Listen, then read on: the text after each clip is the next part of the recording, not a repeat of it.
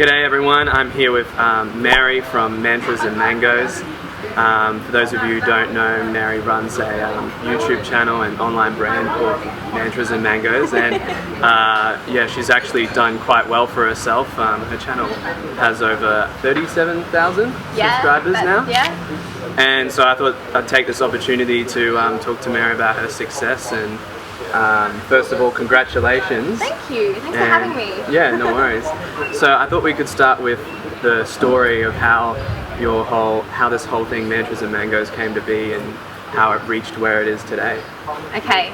So do we talk about how it started, or how I got the idea of Mantras and Mangoes as well? Or? Yeah. Go right back to the start. Okay. So back in the day, I struggled from a lot of eating disorders, and I had a lot of troubles with myself and the respect I had for myself and my body, and I just had no direction in life. I was nursing at this time, and yeah, I just wanted more. I just felt like that having an eating disorder and that this was going to be my life, it just didn't feel like that was for me, and that I didn't want to live like that anymore. So I had a dream one night, and I know it's really weird. I often ask for my dreams to tell me stuff. I know that sounds really crazy, but I don't know what it is. But I think it's like your subconscious mind telling you. Anyways, it told me to Google fruit or something. So the next day I Googled fruit, and then that led me to veganism, and I found this lady called Freely the Banana Girl. Okay. And so I completely I loved her YouTube channel. She has over 500,000 subscribers, and she's a huge animal activist and a health advocate for the vegan lifestyle. And so I pretty much did a lot of research, and I became vegan overnight. And I wanted to share, pretty much. Wow. Yeah, overnight. It'd take me, I don't know, I probably couldn't go vegan. It's too much, too hard for me. No, it's not hard at all. I just found it was so easy, and then I thought, well, I want to share my journey. I want to show people that if you are struggling not only with your health, that there is a way out of it. I'm not saying that veganism itself healed me from my eating disorder. I just felt like it was the next step for my journey. It led me to where I'm supposed to be now. Not in healing my eating disorder, but healing myself and just my direction. I can't really explain it, but anyways, I thought I want to share my journey of how I'm healing my eating disorder through, healthy living. And yeah, so I just decided to start a YouTube channel, and I thought that no one was going to watch my video. I was sitting on the balcony in Thailand in 2014. I was on a holiday with my dad. I was about to go on a trip to Europe for 3 months. And I was like, okay, I'm just going to do this. And I sat on the balcony and I filmed it about 14 times. I was nervous, I was shaking, I did it on my iPad. And I'm like, I'm just going to do it. So uncut, so you didn't uncut. Cut out the ad-libs? None. It was uncut, and that's why I did it so many times, because I didn't know how to do the cutting thing. I didn't know how to even edit back then. And I just uploaded it, and I was like, oh my gosh, what am I going to call my channel? And at that time, I was really into yoga and mantras and into healing and self-love and things like that. And so I thought, mantras, that's cool. My name's Mary, it's M and M, and I'm like, and I love mangoes, so Mantras and Mangoes. Yeah, it definitely works. Yeah, and then, and because my name's Mary and it's all MMM, and then I uploaded it, and literally the next day I checked it, and I had 175 subscribers, I had 400 views. I was like, oh my gosh, people saw my video. The next day? The next day. Wow, so I guess it grew unexpectedly and organically from the first day. Yes, and I think it's also because Freely, the Banana Girl, she actually found the video, and because I had her name in the title. But not only that, it was amazing that someone I idolized and looked up to actually found my video, and that was inspired me even more to keep going with this, because I'm actually reaching out to so many people already. Definitely. So and I understand you weren't trying to catch a trend or anything here. No. You were just doing you, which is great. But seems like you were kind of on this trend. People must have been searching for what you're putting out. Yeah, definitely. And in my short research I've done into vegan on YouTube, it's a huge thing, right? It is. Back in 2014, there weren't as many vegan YouTubers as there is today. I feel like the trend is definitely increasing, and a lot of people are becoming vegan and using that trend to gain, views on YouTube and everything. And that's great, because it means that this veganism is growing. Yeah. But I think back then it was a lot different. Like if I was to upload a video now with the same thing, I don't think I would get the same response in today. Because back then, 2 years ago, it was just kind of starting. Yeah. And 2015 was the year that veganism was the most Googled thing on Google, yeah. Wow. So That's a major I got in just before.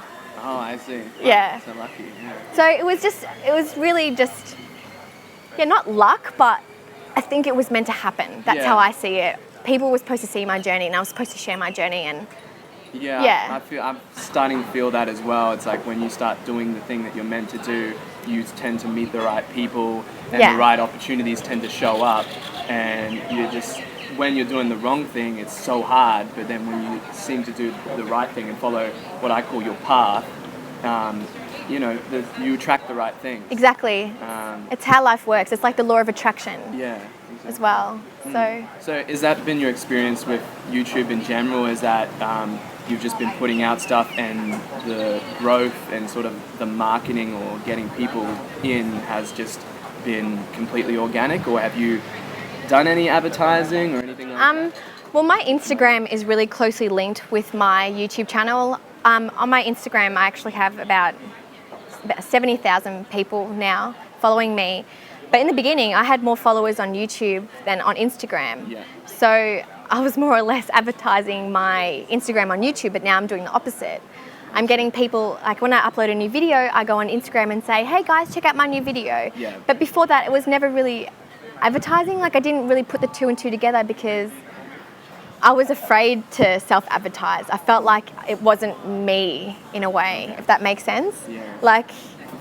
Yeah. But now that I'm becoming more confident and I feel like it's okay to do that, I'm doing it more. Mm-hmm. But with my channel, when I was just being me and there were unedited videos done on my iPhone, I had an iPhone 5 and I was doing my first videos on an iPhone 5. You can see me in the kitchen. I'm myself, I'm burping, I'm laughing, I'm swearing, I'm just myself. Yeah. That's when my channel grew the most. I was getting about 1,000 subscribers a week. And and I was about 20,000 after just maybe 8 months of starting my channel. And then I went traveling, and that's when my channel actually came to like a standstill. Oh. So for about 8 months last year, I was pretty much just plateauing in my channel. When you say traveling, before that, were you in Australia or were you here? I was in Australia. Oh, okay. And then channel was growing faster when very, very fast. And then I came to Chiang Mai for the fruit festival that was here last year, and it was still growing. And then I started traveling, and I became like inconsistent. I was posting videos that weren't really, it was kind of vegan related because I was kind of talking about veganism in snippets in vlogs. Yeah. But they weren't vegan related. They were more like travel vlogs. And I felt like I lost a lot of my audience because I feel like a lot of people came to me because of my niche. Yeah. Because of what I talked about. Yeah. And when I went away from my niche, I lost that momentum because it wasn't really my thing of doing travel vlogs. Does that make sense? Yeah, totally. Because it's not, Yeah, like what you're talking about that before. Brand consistency, I guess, is that people come to you for what your brand stands for. Exactly. Yeah. I think Casey Neistat actually released. Do you follow Casey? Yes, I love him. Yeah, me and my girlfriend love him as well, and he recently released a video called One Trick to 2.5 million subscribers. I loved that. I had Happy Days stuck in my head for like 2 days after it. Yeah, and he just talks about that consistency. Yep. And I noticed now you're doing 4 videos a week. When did that sort of start? And has that been actually seeing you better results from doing that? Yes, definitely. So I actually realised that when I was travelling, I was doing about 1 video a month or 1 a week. I was really scattered, really inconsistent. I'd lost a lot of subscribers because they want to see you. They want to see consistency. They want to know what you're up to. They don't want to see a video every 2 weeks and be like, oh, who is this person? And they unsubscribe because they haven't seen you for ages. Yeah. I realised there was no consistency in my YouTube channel, and I realised like consistency is the key to life, to exercise, to eating healthy, to YouTube. It's moderation and consistency. And so it's an aeroplane. This is Chiang Mai for everyone watching. The airport's quite close by, which is convenient when you want to fly, but inconvenient when you're doing an interview or a video. This awkward moment comes where you're like, okay. But yeah, so then I decided, in Australia, after I got home from travelling, I was starting a full-time job again as a nurse. And I realised, I'm not going to be able to do YouTube again. I'm going to be inconsistent. And I'm like, nah. And that's when my boyfriend and I decided to move to Chiang Mai. And that's when I thought, look, I want to make this a full-time job. This is what I want to do with my life. I want to share my life experiences, my advice, my everything. And I thought, okay, I have all the time in the world. I'm going to be consistent. I have no excuses now to be inconsistent. So I thought I'm going to set a goal for myself and make 4 videos a week. And literally in the last month I've been here, I've gained about 7,000 subscribers. My views have gone up to 500,000 a month. Oh wow. And just by being consistent. Yeah. Wow. And have you found it hard to put out 4 videos a week? I stick to the basics. It seems like with consistency, the only way you can really keep that, well, I'm sure there's exceptions to this rule, but the one way you can keep that up is doing the vlogging style, because your life continues every day and you can film different parts of your life and give different bits of wisdom or whatever you come up off the cuff, but to come up with like a topic to talk about each day or 4 times a week would be pretty tough. So I guess you just sort of have a camera follow you around, and whatever the topics that kind of come out of your brain sort of end up being the video of the day. Pretty much. Yeah. I feel like, and the vlogs get the most views. People like to see what you're doing, what you're eating, what your everyday life is, because people look up to you. Yeah. You know, people like Casey, he does a lot of vlogs. Yeah. People love his life. You know, they want to live a life like that. So people aspire to that. Yeah. I do love talking videos, but with my other business, like I do health coaching as well, I find it's just a lot more difficult to do at the moment. And I'm working on my first ebook as well. So I think once my ebook is done, I'm going to be doing more talking videos and sitting down, because they do take longer to edit. With vlog, I don't do any fancy edits. I don't do any music. I don't do any fancy stuff, because I feel like people don't really care at the end of the day. Yeah. They just want to see you. It's not about production quality at the end of the day when you're trying to succeed on YouTube. No, and I don't have a team that edits my videos. I can't afford that stuff. So I'm just me. Hey guys, how you going? Yeah. Whack it on iMovie or Final Cut Pro and upload, and that's it. Okay. And just briefly, something I wanted to, on that vlogging thing, something I wanted to ask you was, are you finding that particular videos are bringing you more traffic? For example, with my own experience, I have one vlog, actually my first vlog I did on my journey, which for whatever reason YouTube is ranking that, and a lot of people are finding me through that vlog. In fact, I'm now thinking of, I should be doing more vlogging. But are you finding there's videos that are your real, people are really finding you from, particular videos or particular formats on videos? Or? Yeah, it's definitely like what I eat in a day vlogs. Okay. Because like I mentioned earlier, veganism is a huge trend right now. A lot of people are finding this, healthy plant-based lifestyle. They want to be healthier. They want to, save the environment and animals and all that kind of stuff, which is amazing. And people just don't know what to do or what to eat. Yeah. So they find what do I eat as a vegan? And I guess that this comes up. Yeah, I see. Yeah. And that's it. No worries. You talked a bit about Instagram, and you also have a large following on Instagram as well. Did that come from YouTube, or is that something you consciously thought about? I'm going to build my Instagram and maybe use techniques or something, or has it all just trickled through from YouTube? I definitely think Instagram has been completely on its own, not through YouTube. I never really advertised my Instagram through my YouTube. Okay. Only just recently I started saying, I have Instagram, guys. I would put it in the description, but no one ever reads the description. Yeah, true. Because everyone asks me, what camera do I use? I'm like, it's in the description. Yeah. So yeah, I just thought Instagram was a completely separate thing to YouTube, especially while I was traveling. I was posting a lot of photos from traveling, and I got a lot of travel followers and things like that. And then just food. People like to see food. Yeah. Okay, Yeah, so I noticed your photos are quite good as well. Do you get your boyfriend Bo to take them? Or? Yes. Yeah. He's an Instagram husband. Yeah. If you ever get a chance, I've heard of that. Have you watched the video? No, I haven't, but somebody told me about it. And Oh my gosh. it's like the opposite of my relationship, where I'm asking Denise to take pictures of me all the time.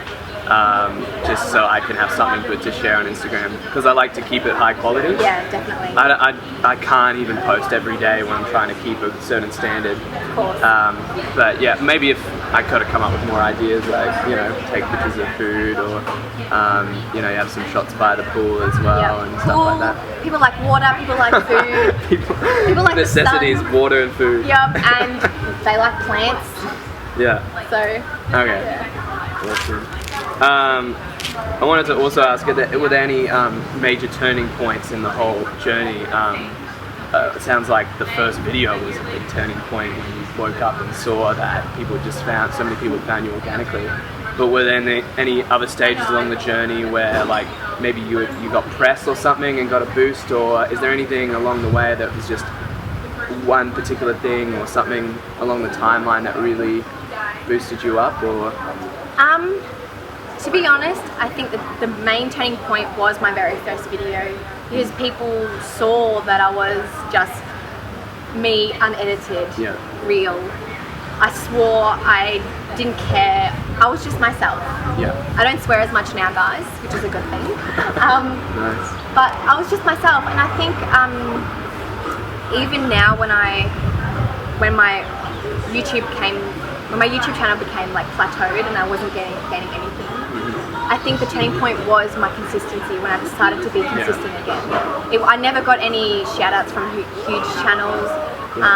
I know my friends, I have a few friends who have a lot more followers than me on YouTube and Instagram. They give me a few shout outs here and there, but really my channel spikes a little bit, but then it really is just my consistency, and I think people forget that consistency is the key. Yeah, I'm finding that a lot more, and Casey's video just really drilled it home to me. And that's, I think a lot of people are doing daily vlogs now because they understand that. Yep. That's really, if you want to get the subscriber, like, because he even talks about how he made viral hits like 16 millions but no subscriptions. Yeah. You know? So if you want to get hits on one video, not necessarily have to, but if you want consistent viewing. Exactly. It's definitely consistency. Yeah. Okay. Another plane. Yeah, here we go. Oh, that's a small one. That's an army one or something. Yeah. I don't know. Okay, so I wanted to talk about the business stuff, and obviously this project, or whatever you want to call it, Mantras and Mangoes, that you started in the YouTube channel is now allowing you to live a life out here, and you obviously funds this lifestyle, correct? Yes.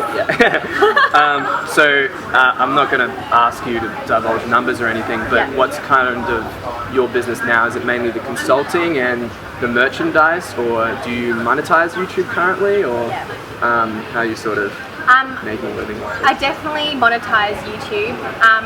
In the beginning, I wasn't making that much from YouTube because I wasn't consistent. Yeah. But now, for the last 2 or 3 months, my last few pays from YouTube have definitely funded my time here. Oh, okay. And I also make extra money from my coaching. I have about 8 clients right now who I coach regularly, which is charged per Skype session or per session.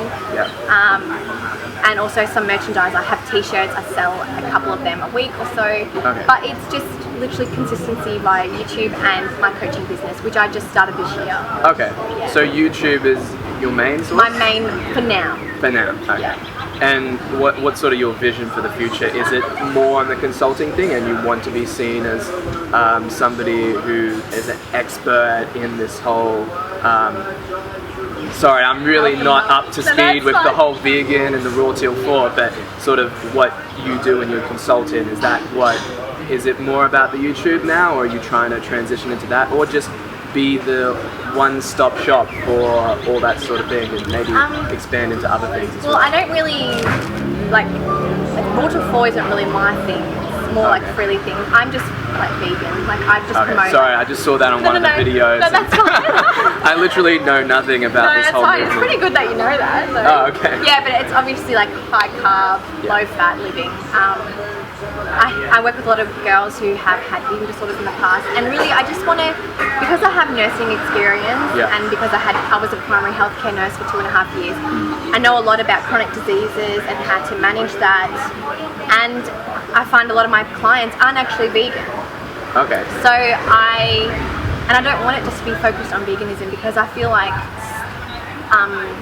they will eventually be vegan one day. You don't force opinions on someone, because that way they won't change. Yeah. So it's literally about helping them transition, helping them make different changes. But yeah, I want to be a health and wellness expert pretty much, and I do want my channel to grow and keep growing, and I want that to be my thing. But at the same time, I'm not going to be doing YouTube forever, so I want to gain experience as well in health coaching. So then one day I want to open a health and wellness clinic and do that. Oh, excellent. So this is like way down the track. Yeah, of course, but it's good to have that grand vision. Yeah. One of the great things about the co-working movement, which I'm so interested by, a lot of my videos are on co-working, is this aspect of giving back. And Steve talks about it in my interview with Steve Munro on Hubert. He talks about the 4 co's: co-living, co-working, co-something else, and co-giving. Co-learning, and co-giving. There's another plane. That's a big one. It's a big gem. There's our Asia. But co-giving I see as the long-term, and I really like how where co-working is going to go into that aspect, and I heard it from a few founders of co-working spaces that co-working can create this positive change in the world. You get smart people from around the world in places like Thailand and Bali and developing countries, and you can really make a big difference. So Definitely. just a little bit on grand vision there. Yeah. All right, that's awesome. And you got some. You're doing some products as well, like ebook and. My ebook will be coming out soon. I'm just working on that. It's pretty full on. And I also sell apparel, like vegan themed apparel, which I found an ethically sourced place here in Chiang Mai. Awesome. It's a family that make 100% cotton tees. They're not, slave labor companies or anything. Ethically sourced t-shirts, and so that's awesome. Yeah, and by the way, we'll be linking all this stuff in the description or boxes anywhere on this video. So you mentioned Chiang Mai. I actually wanted to talk a bit about Chiang Mai. Why Chiang Mai? The lifestyle here. Is it mainly for giving you a bigger runway to sort of get your business going, or is it you must like Chiang Mai as well? I'm sure. Well, I first came here last year for the festival, and that's how I first found out about Chiang Mai, because of this festival. I'd never heard of it before. All I really knew is like Bangkok and the south of Thailand. I didn't really know that north. Okay. And I came here and I loved it. I loved so many options for veganism, food-wise, exercise-wise. There's a mountain to go cycling. There's an awesome cycling community here. Oh, really? Yeah, I noticed you do cycling. Yeah, and it's just epic. Like the weather's nice, it's chilled, it's not too big, it's not busy. Yeah. When it's not smoky season, it's actually really, really nice. How bad is it this season? It's so bad. Really? Yeah. Because we think it's not. We came with expecting a lot worse. Did you see? Well, I think this is the peak. Oh, okay. Yeah. The other day. So it's supposed to be bad. Yeah. Oh. Well, the peak the other day, did you see it? You couldn't see the mountain. Yeah. And you walk outside, it just smells like smoke. Oh, okay. The last time we came to Chiang Mai, it was just as bad, maybe even worse. So we were just we weren't expecting much. Oh, really? I've seen photos of clear sky, and I'm like, when does that happen? During July, August. Okay. Yeah, when it rains, it's clear and beautiful. Okay. Yeah. And just briefly on, do you do the 2-month visas every time and bounce back and forth? Well, I actually have the 6-month visa that just came out in November, so I was really lucky to get that one. The multi-entry? Yeah. Okay. But before that, I just had a 3-month visa, and I just had to leave I left on the 60-day mark anyway to go visit my boyfriend in Bangladesh, who was there for a holiday, traveling with his brother. Yeah. And then I left on the 90-day mark last year. But this year we thought we were staying long term, so we got like a 6-month visa. Okay, cool. So after that we might apply for another one, or we might do a volunteer an education visa and learn Thai. So stay longer, but I was like, had this idea that I was going to learn Thai when I came here, but it's so much harder than you realize. And then also with the other things I got to work on and focus on, it gets a bit hard. So you mentioned travel as well. What sort of you've been to India recently? Last year my boyfriend and I travelled to 18 countries. Oh. Yeah. That's a lot. That's a lot. Yeah. In 8 months. No, 7 months. So that was, you have a camera die? Yeah, there we go, back again. Oh, there we go. So we travelled to 18 countries last year over 7 months, and that was epic. It was the best trip of our lives. So my boyfriend and I have both done a lot of travelling. Like, I've been travelling since I was born. My parents are both from overseas, and travelled a lot with them. And in 2014, I actually did another trip around Europe by myself, and my boyfriend did South America by himself. So so it was good. I love travelling. It's a huge part of my life. I love going to a new city and not knowing what to expect and experiencing and meeting people. Excellent. Well, that's all the list on my topics. Is there anything you wanted to say or talk about? Any sort of advice that you can give to people, whether it be moving out here, living an alternative lifestyle, being location independent, which is a lot about what my channel is about, or definitely, like I said, just consistency is key. To whatever you do. To whatever you're doing in life, whether you're wanting to get fit, like I said, or if you want to start a YouTube channel or get a following on Instagram or be a blogger, be consistent. People want to see your posts. Also, just do you, because the followers that you're supposed to get are going to find you for you and what you do, I have my niche, you have your niche. Yeah. People in my niche aren't going to go to you, you know what I mean? Like, unless they're interested in that thing. Just like, I'm not going to say what you say. But you know what I mean? Like, find a niche and stick to it. Be consistent. Don't be scared. Like, show no fear. Like, just be you. Yeah. Like, you should have seen my very first vlogs back in the day. They are terrible. And because I was myself and people connected and resonated with that. Yeah. And I wasn't scared. Because I was either going to be successful and I wasn't, and if not, I know I tried. Yeah. And also, YOLO. That's great advice. In fact, that's a great place to finish. And I think I will finish now before the cameras die on me like last time. But if you want to check out Mary's channel, you want to tell them what it's about, because I just say veganism, but it's about healthy living. Healthy living. Exercising, lifestyle tips, love, self-love, positivity, spirituality, everything and anything. Yeah, just check it out, just and see if you like it. I'll link to it. I'll put it here. Yeah. So check it out, and I'll link to everything in the description as well. But like you said, nobody reads that shit. Nah. So. No, they don't actually. Yeah, alright. Better off just putting it in the actual video. Yeah. Alright, thanks so much for the interview, Mary. Thank you for having me. No worries. And as always, if you're interested in remote work and travel and just general location independence, be sure to hit subscribe to this channel. I'll do the link there as well. We'll see you on the next video. Thanks for watching. Bye! How would you describe your philosophy when it comes to travel? I think that travel expands what I like to call learning agility. So it's like personal development on steroids, literally. Because I mean, think about what you had to do to get here. Maybe if it